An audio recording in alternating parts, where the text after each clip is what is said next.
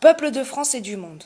En 200 ans de République, la franc-maçonnerie a infiltré toutes les institutions, et ce, au plus haut rang de la nation.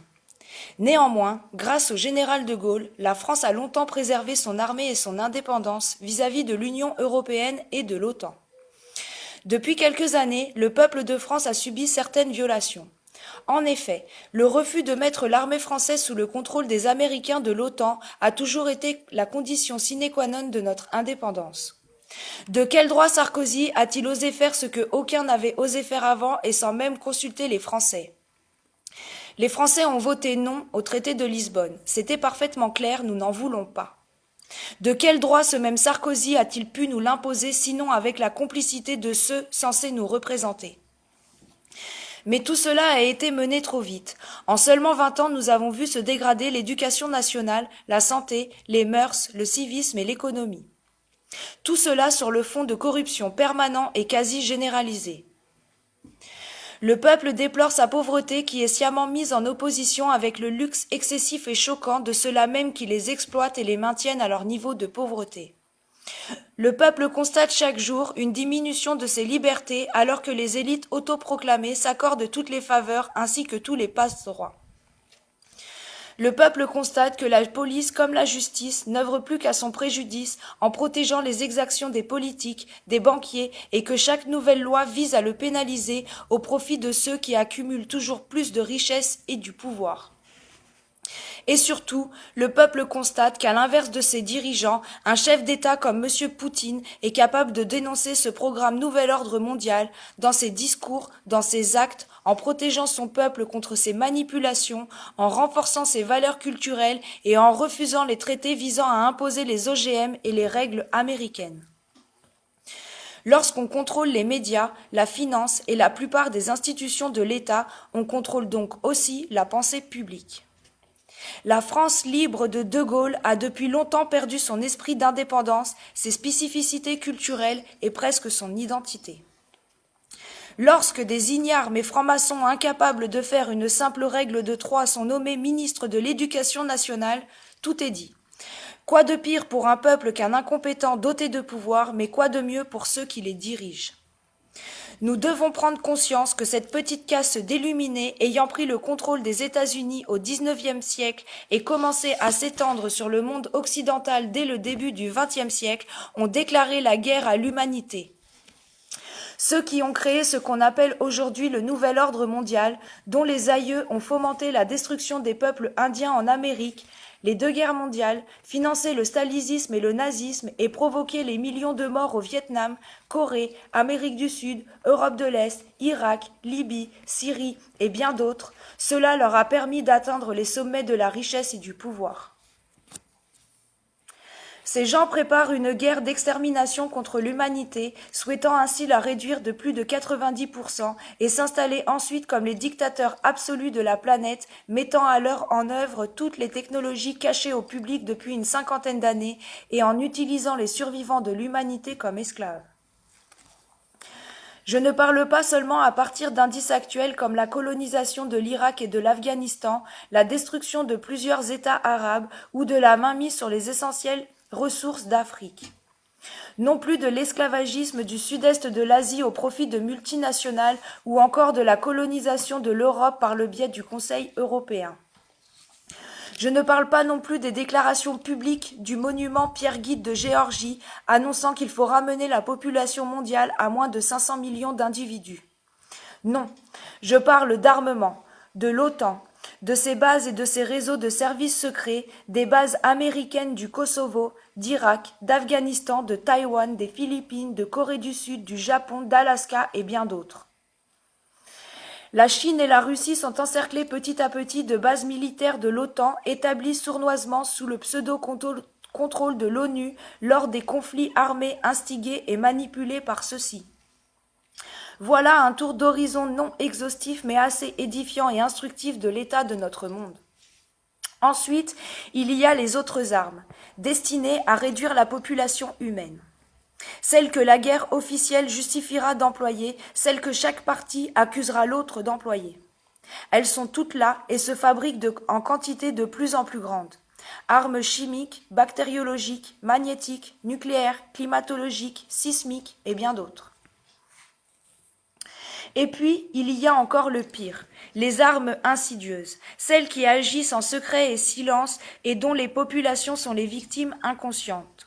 Les armes lentes, celles qui tuent déjà les enfants de nos enfants, celles qui s'attaquent au génome humain pour créer une population de diminués physiques et mentaux grâce aux OGM, Codex Alimentarius, nanotechnologie, harpe, micro-ondes, chemtrails, implants et j'en passe.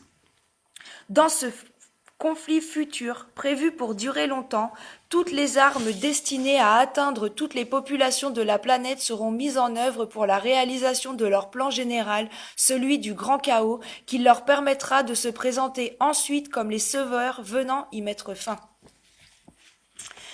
Bien sûr, durant cette période de grand chaos, où la vie à la surface de la planète ne sera plus possible, les élites ont construit pour eux-mêmes, avec notre argent, d'immenses villes souterraines prévues de toute commodité et de technologies inconnues du public, pouvant abriter et nourrir dans les meilleures conditions et durant des années des centaines de milliers de personnes. Le grand chaos étant prévu prochainement, il ne leur reste plus qu'à achever les derniers programmes pour être prêts à le déclencher. Et la France y joue un rôle important. Si notre nation n'était pas soumise, elle pourrait contrebalancer les puissances en jeu. En effet, le TAFTA, marché transatlantique, est vital pour les élites car il leur permettra de contrôler toute l'économie française, lui faisant perdre son rôle majeur actuel et de retarder encore l'effondrement du dollar. Il leur est également nécessaire de démanteler la France en tant que nation. Car une nation, c'est un peuple uni par des liens culturels, des valeurs morales et éthiques, et c'est donc un peuple capable de se révolter. Il ne leur manque plus que l'accord des peuples pour établir une dictature totale, et cet accord viendra naturellement après que le grand chaos aura sévi quelque temps. Ce qui pourrait briser leur élan, mettre à bas leur plan, ce serait que les peuples s'éveillent et réagissent par un concept opposé à la dictature. Car toute leur structure est fragile. Elle repose sur à peine quelques milliers de familles unies par la même croyance mystique, étant parvenues à corrompre tous les gouvernements grâce à la République. Or, le premier peuple qui abolirait la République ferait perdre tout pouvoir aux sociétés occultes et donc aussi à leur contrôle sur les institutions du pays. Alors la dette nationale serait déclarée illégale car résultant d'une escroquerie avec la complicité des politiciens et tout leur système s'effondrerait comme un château de cartes. Car nul doute que les autres peuples suivront rapidement et que de nouvelles bases financières seront créées pour qu'une telle situation ne se reproduise jamais. Vous faut-il d'autres preuves que nos dirigeants agissent en fonction d'intérêts qui ne sont pas les nôtres ou que la République n'est qu'un outil exclusif de sectes internationales servant leur seul profit? Vous faut-il d'autres preuves que si nous les laissons poursuivre leur plan, notre pays n'existera plus d'ici quelques années ou que la République n'est rien d'autre qu'une dictature déguisée? Alors, puisqu'il est certain que jamais les élections ne nous permettront de changer les choses et qu'il vaut mieux réagir pendant que nous avons encore la possibilité de le faire, avant d'être trop affaiblis par la crise et divisés par les programmes régionaux, une opportunité est donnée par ce rendez-vous le 14 juillet 2015 à Paris, place de la Concorde. Tout est fait actuellement pour nous diviser, nous monter les uns contre les autres, par la religion, les groupes sociaux, les groupes politiques et bientôt régionaux. Tout est fait pour augmenter nos divisions.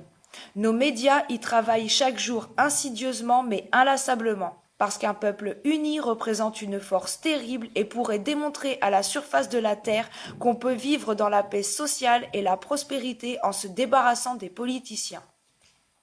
Alors, est-il possible de tous nous unir dans le but de décider nous-mêmes de nos lois et de notre mode de gestion? L'appel aux Français et M. Fioril ne sont que la face visible de l'iceberg. La face cachée sont ces 40 millions de Français qui nient la République en ne votant même plus, représentant la vague de fond qui pourrait changer le cours des événements prévus par ce nouvel ordre mondial. Il suffirait qu'ils soient informés des réalités, désireux de sauvegarder leurs valeurs et assez hardis pour exiger un monde juste, c'est-à-dire un monde dans lequel ils ne seront plus les sujets d'une caste dominante, mais les acteurs de leur société. Il est certain que si M. Fiorile se présentait comme le meneur du mouvement démosophique et que celui-ci prenne de l'importance, ce serait l'échec. Il lui arriverait quelque chose et le mouvement disparaîtrait avec lui. La seule chance de réussite réside donc dans un mouvement soutenu par tous à la fois. Il faut qu'une vague de fonds, soulevée par des Français animant d'autres Français, déboule comme un raz-de-marée le 14 juillet à Paris pour virer les politiciens et laisser le peuple décider lui-même du mode de gestion du pays. Peuple de France, rendez-vous le 14 juillet 2015 à Paris, place de la Concorde à 10 h.